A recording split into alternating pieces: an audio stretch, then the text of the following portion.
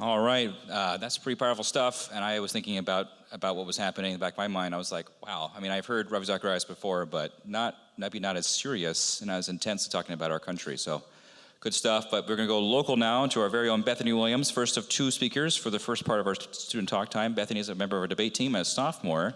And I think you're going to like what she has to say. Let's give her a big round of applause and welcome her to the stage, okay? Hello, everyone. British parliamentary debate is one of the most highly popularized debate forms in college today. Originating from the historical structure of British government, the contemporary competitive format propels young minds to accumulate a vast wealth of knowledge and be able to argue any side of any debate at the drop of a hat. For a typical round of debate, there are 4 teams, 2 government teams and 2 opposition teams.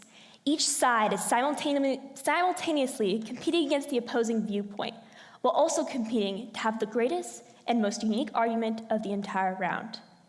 As a debater, what would you have done with the following motion? #AllLivesMatter. This motion spurred on one of the most interesting moments of my entire debate career. As a debate novice last fall, my partner and I earned ourselves a second-place trophy after presenting an interesting argument on why Saudi Arabia should join the UN Human Rights Council. Now we would watch as our teammates John Swain and Marlene Pierce opened the government case for the championship round at the prestigious Lewis and Clark tournament. As per usual, the whole of the room waited anxiously for the final motion to finally be released. The proctor finally came in. A hush fell over the room as this crockery old man gave the motion to end all motions. It simply stated, #AllLivesMatter. Now, you can imagine the tension this motion brought after the events of Ferguson and the development of the Black Lives Matter movement. With mixed emotions and trepidation, each team scurried to use their 15 minutes of allotted prep time. All too soon, the match began. Keep in mind that these teams did not choose the sides that they were going to fight for. So as my teammate John approached the podium to give his 7-minute speech, the arguments he would flesh out, the tales he would spin, and the eccentric movie quotes he would notoriously pull didn't necessarily reflect his true opinion.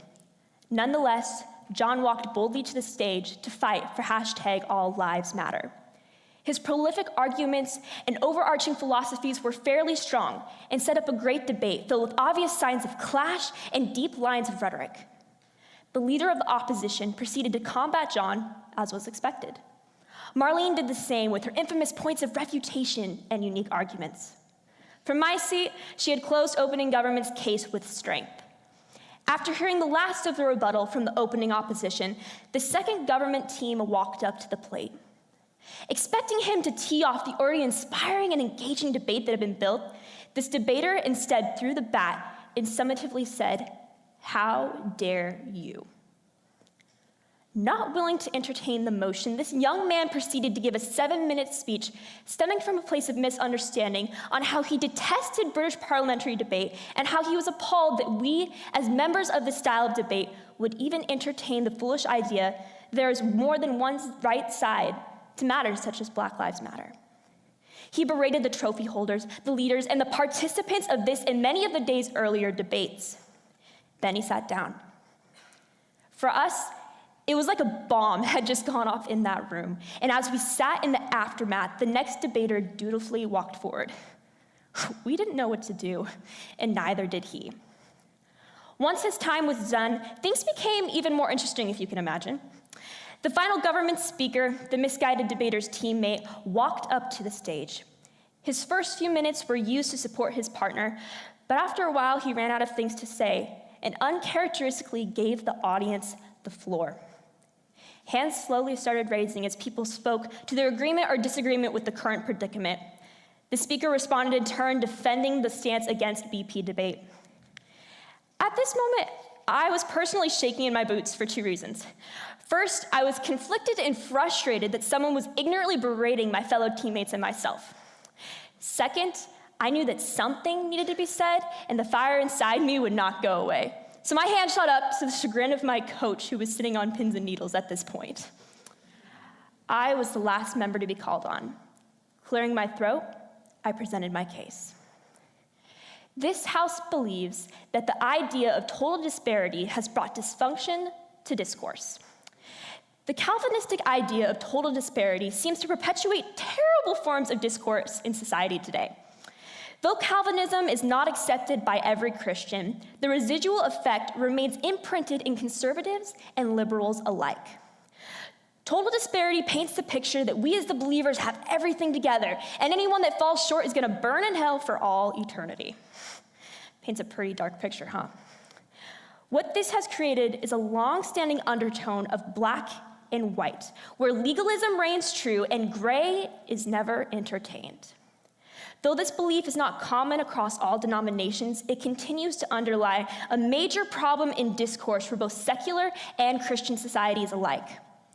The disparity creates a polarized view of an us and a them, what debaters commonly call otherization. Now, many Christians have heard Matthew 7:5 preached to them over and over again, with pastors red in the face saying, "You hypocrite! First take the plank out of your own eye, and then you will see clearly to remove the speck from your brother's eye." We as humans are prone to become obstinate in our own ideas and perspectives. When I first entered debate, I came from a stereotypical conservative Christian home. My family usually rallied around every Republican candidate and fought hardcore for the principles of the Christian faith. I was taught that there is a right way and a wrong way, and that the Bible usually was the authority on those matters. Middle ground was sometimes rare when it came to the truth. Therefore, entertaining the highly liberal ideas of BP debate did not come easily to me, especially at first. We are prone to ignore the planks of bias and prejudice in our own life, instead judging the speck we perceive in the other.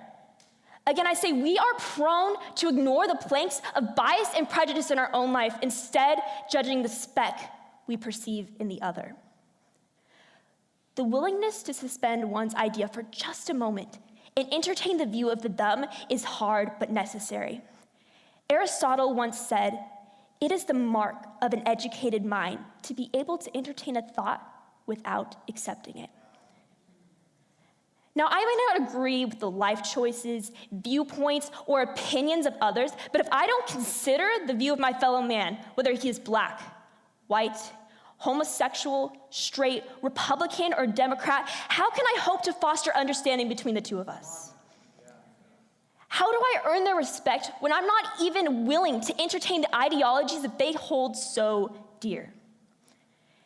Discourse, I believe, is best created when we leave our black and white sides and move into this gray area. Now, how then do we accomplish this engagement with the gray? #AllLivesMatter. When confronted with this question, how dare you debate against Black Lives Matter, I stood and responded simplistically. Addressing the debater on the stage, I asked, why shouldn't you be forced to contemplate a side that conflicts with yours? I, in this debate circuit, have to continually argue for things I don't agree with at all. But unlike you, I'm willing to do it because it is better to engage with an opposing viewpoint than to let it and my own ideas stand unchallenged. I honestly stated that I was very ignorant of the liberal struggles of this world before I entered debate due to my upbringing. Before debate, I wouldn't have considered trying to understand the hardships of the LGBTQA community because I feared and judged their direct conflict with the Christian principles I held dear. I would never have challenged myself to consider the legitimacy of, let's say, a Democratic, socialist, libertarian, or even Green Party candidate. More importantly, though, I would never have been willing to challenge my own doctrinal beliefs about Christ and Christian living. If I had chosen not to engage in the gray, I would have remained stagnant and obsolete in many of my views. My acceptance and understanding of others would not have been able to flourish as much as it has in the gray, and it wouldn't be what it is today, let me tell you. The gray is a freeing and pretty fun place to be sometimes. Now, I wouldn't suggest staying there forever on every debatable topic possible, because that could get a little messy. But the opportunity to change in that space is incredible. I have allowed the gray to change me. will you? Will you take the opportunity to create understanding and change, or will you stand fearfully in the black or white? I challenge you. Engage the gray. Thank you.